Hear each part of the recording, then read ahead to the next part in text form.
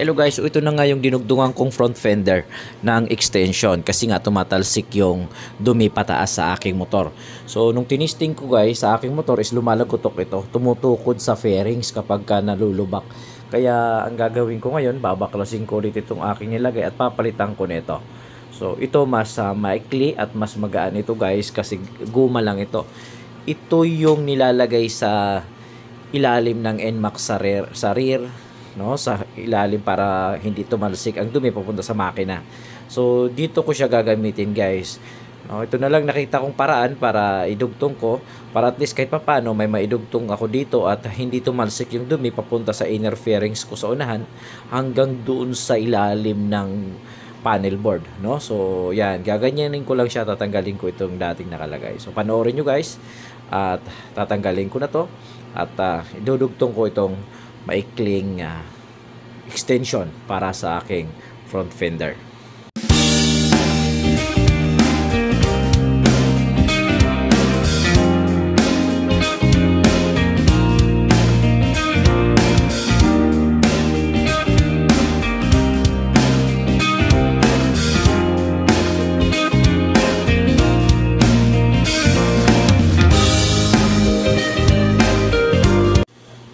Okay, so ayan guys, natanggal ko na.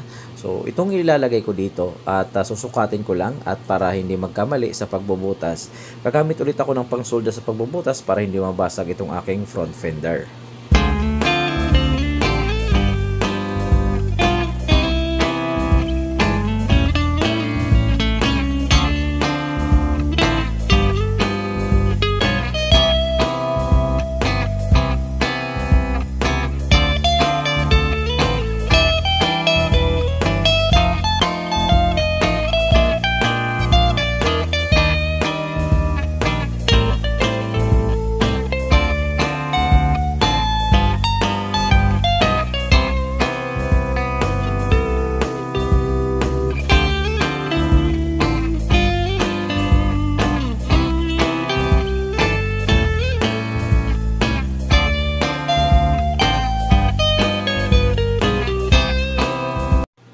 At ayan, tapos na. Ganito yung kanyang itsura kapag ka nailagay. Dito ko siya sa bandang ilalim nilagay.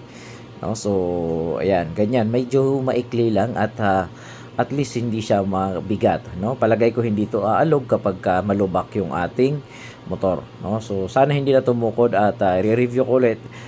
I-update ko kayo kung tutukod at kung hindi na. So, at least makakaharang na to sa dumi na pwedeng pumasok doon sa ating inner fairings.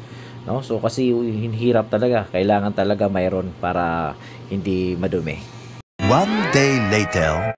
At ganyan naman ang kanyang itsura guys kapag naikabit na natin sa ating motor.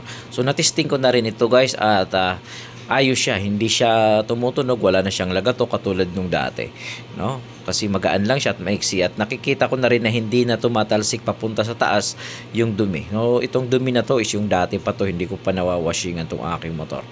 No, kaya at least pag nalinisan ko to, isang linisan na lang at hindi na ulit paakyat yung dumi papunta sa ating inner fairing. So ayan, nasa sa inyo yan kung gusto nyo gayahin guys. Maraming salamat sa panonood. Hanggang sa muli, mabuhay ka.